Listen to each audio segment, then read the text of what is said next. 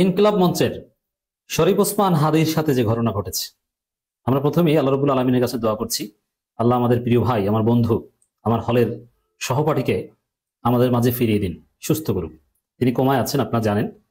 ইনকিলাব মঞ্চের শরীফ ওসমান হাদির যে ঘটনা, গুলিবিদ্ধ হওয়ার যে ঘটনা, মুহূর্তেই বাংলাদেশে তোলপাড় সৃষ্টি হয়েছে। পুরো সরকার রাজনীতি নড়ে চড়ে বসেছে। আমিরে জামাত কথা বলেছেন, সাদিক কায়েমের কথা বলেছে। এখন এই ঘটনা নেপথ্যে কারা? দেখেন, এটা তদন্ত সাপেক্ষ ব্যাপার।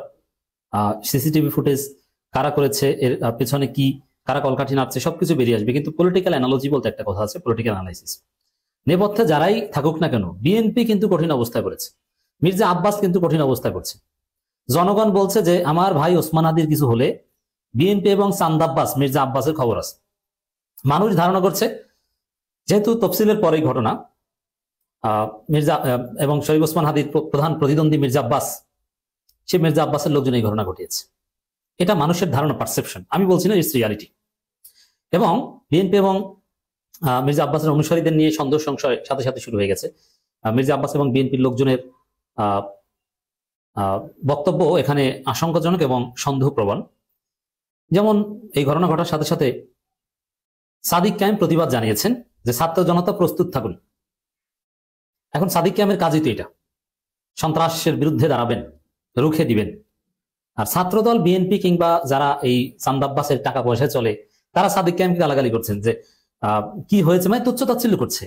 শরীফ ওসমান হাদির এই গুলিবিদ্ধ হওয়া এবং কোমায় চলে যাওয়ার ঘটনা, ব্রেইন ডেথ হয়েছে, আপনাদের অবগতির জন্য জানাচ্ছি। তিনি গুলিবিদ্ধ হয়েছেন সিভিয়ারলি। এখান থেকে বেঁচে আসাটা কঠিন, আমরা আল্লাহর কাছে দোয়া করছি। অলরেডি ব্রেইন ডেথ, মানে তার ব্রেইন বেঁচে নাই, মাথায় গুলিবিদ্ধ, এবং জায়গা মতো গুলি লাগাতে পেরেছে, এবং ঢাকা মেডিকেলে গুলি বের করার যথেষ্ট চেষ্টা করা হচ্ছে। এই অবস্থা থেকে রিকভারি অত্যন্ত কঠিন। তো আমি যেটা শুরুতেই বলেছিলাম যে নির্বাচন এত সহজ হবে এটা মনে করার কোনো কারণ নাই। তবে ষড়যন্ত্র ব্যর্থ হবে, আর সন্ত্রাসীরা চুপ করে থাকবে, বিএনপি খুব সহজে নির্বাচন মেনে নিবে না। এই যে দেখছেন, বিএনপির প্রতিপক্ষ প্রার্থীর আজকে মৃত্যুর মুখে। তো জনগণ এই সন্দেহ সংশয় করছে। এবং মির্জা আব্বাস কিংবা বিএনপির লোকজনের যে বক্তব্য আপনি যদি দেখেন, তারা শরীফ ওসমান হাদির এই গুলিবিদ্ধ হওয়ার ঘটনাকে নিয়ে তুচ্ছ-তাচ্ছিল্য করছে। ছাত্রদলের এক নেত্রীকে দেখলাম, কেন্দ্রীয় নেত্রী, তিনি বলছেন যে ওসমান হাদির কি না কি হয়েছে কেউ জানে না। আর সাদিক কায়েম ফেসবুকে স্ট্যাটাস দিয়েছে। মানে সাদিক কায়েম কেন প্রতিবাদ করলো, এবং জনগণ অনেকেই বিএনপি চাঁদ আব্বাসকে সন্দেহ করছে, তো এইটার প্রতিবাদ জানাচ্ছে অনেকে। বিএনপির লোকজন এতে খেপে যায়। কিন্তু গুলিবিদ্ধ হওয়াটা এটা কারা করেছে কি, বা এটা প্রতিবাদ জানাই সন্ত্রাসের ঠাঁই হবে না, এই কথা বিএনপির লোকজন কেউ বলছে না। এই সন্ত্রাসের বিরুদ্ধে বিএনপির কেউ বলছে না। তারা বরং চাঁদ আব্বাস বিএনপিকে ডিফেন্ড করতে ব্যস্ত। আর শরীফ ওসমান হাদির জন্য কোনো সমবেদনাও নেই, থাকবে কেন? শরীফ ওসমান হাদি তো চাঁদাবাজির বিরুদ্ধে লড়াই করছেন, ৭১ চেতনা ব্যবসার বিরুদ্ধে লড়াই করছেন। বিএনপি মিনিমাম তাকে সমর্থন করবে, কিংবা বিএনপির মিনিমাম সিম্পিতি থাকবে শরীফ ওসমান হাদির পক্ষে, এটার কোনো কারণ নেই। আমিরে জামাত সাথে সাথে প্রতিবাদ জানিয়েছে, তারেক রহমান প্রতিবাদ জানিয়েছে না, মির্জা ফখরুল দেখবেন পরে কান্নাকাটি করবে।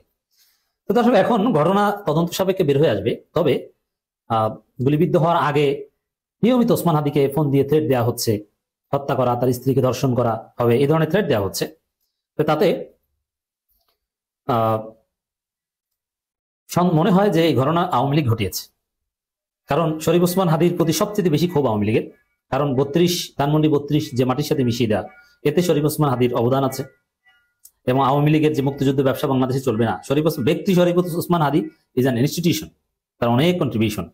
তো এই জায়গায় আওয়ামী লীগের একটা ক্ষোভ আছে, ভারত থেকে নিয়মিত হুমকি দেওয়া হতো। তো তাতে মনে হতে পারে যে এর সাথে আওয়ামী লীগ জড়িত। কিন্তু পিপলস পারসেপশন, যেহেতু এটা তফসিলের পর, এবং মির্জা আব্বাসের প্রতিদ্বন্দ্বী বিএনপির দিকে, বিএনপি কঠিন পরিস্থিতি পড়েছে। আর বিএনপিকে জনগণ কেন সন্দেহ করবে? আমি কিন্তু সন্দেহ করছি, আমি বলছি না যে বিএনপি জড়িত। সন্দেহ করাটা যে যৌক্তিক, তার প্রমাণ হচ্ছে যে বিএনপি প্রত্যেক দিন কাউকে না কাউকে গুলি করে মারে। সেই বিএনপি যে শরীফ ওসমান হাদিকে গুলি করে নাই, তার প্রমাণ কি? এটা ধারণা করাটাই তো স্বাভাবিক। যেই বিএনপি ৫ আগস্টের পর থেকে এখন পর্যন্ত প্লাস ২১০ জন নিজেরা নিজেদেরকে হত্যা করেছে, কখনো গুলি করে, কখনো কুপিয়ে। বিএনপির পদধারী অনেক নেতা বিএনপির গুলিতে নিহত হয়েছে, খুলনায় একজন, অভাব নেই। এখন এই সন্ত্রাসের দল শরীফ ওসমান হাদিকে গুলি করতে পারে, মানুষ এটা ধারণা করবে, এটাই স্বাভাবিক। অতএব আমার মনে হয় যে বাংলাদেশে সন্ত্রাস যত ঘটবে, যত অস্থিতিশীল পরিস্থিতি তৈরি হবে, বিএনপি তত বেকায়দায় পড়বে। কারণ এর নেপথ্যে বিএনপি আছে। ওসমান হাদির এই ঘটনায় বিএনপি কঠিন বেকায়দায় পড়বে, জনগণ বিএনপিকে ধরিয়ে দিবে। বিএনপি রাস্তাঘাটে ধলাই খাওয়া শুরু করবে অদূর ভবিষ্যতে। এটা কনসিকুয়েন্স। এটা আমি বলছি যে শরীফ ওসমান হাদিরকে যারা গুলি করেছে, এটা তদন্ত সাপেক্ষে বিচার হতে হবে। এবং এটা ওভারঅল নির্বাচন বানচাল করার একটা চেষ্টা। এটা জাস্ট ওসমান হাদির উপর ঘটেছে, সামনে আরো কিছু ঘটবে। ইউনূস সরকার বাধ্য হবে এখন কোন অপারেশন চালাতে, অপারেশন ক্লিন হার্ট 2, চান্দাবাজ এবং অবৈধ অস্ত্রের বিরুদ্ধে দ্রুত অভিযান চালান, এর কোনো বিকল্প নাই। এবং অভিযান যদি চালায় তাহলে ধরা পড়বে কারা? উত্তর হচ্ছে বিএনপি। তো দর্শক, এই হচ্ছে শরীফ ওসমান হাদির ঘটনার কনসিকুয়েন্স। নির্বাচন পেছাতে সামনে এরকম আরো ঘটনা হয়তো ঘটতে পারে। আমি জানি না যে আমাদের কোন ভাইদের এভাবে জীবন দিতে হয়।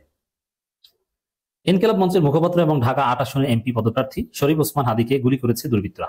আশঙ্কাজনক অবস্থায় উদ্ধার করে তাকে ঢাকা মেডিকেল কলেজ হাসপাতাল জরুরি বিভাগে নেওয়া হয়েছে। ডাক্তার বলছে ব্রেইন ডেথ এবং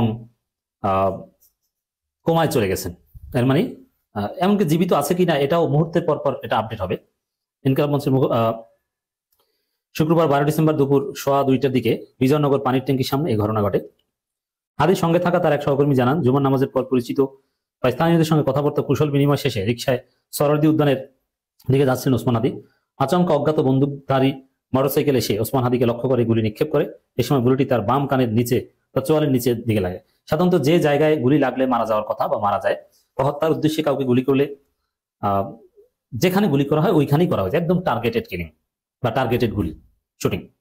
আশঙ্কাজনক অবস্থায় তাকে উদ্ধার করে দলীয় নেতাকর্মীরা ঢাকা মেডিকেলে নিয়ে যায়। শেষ খবর পাওয়া পর্যন্ত চিকিৎসকরা জানিয়েছে হাদির জন্য 4 ভাগ ব্লাড লাগবে, যা ইতিমধ্যে সংগ্রহ করছে তার সমর্থক অনুসারীরা। প্রত্যক্ষদর্শীরা জানান, হাদি রিকশায় ছিল, এমন সময় 2টি মোটরসাইকেল থাকা দুর্বৃত্তরা তাকে লক্ষ্য করে গুলি করে। সঙ্গে সঙ্গে তার রক্তক্ষরণ শুরু হয়। পরবর্তী রিকশা করে তাকে হাসপাতালে নেওয়া হয়।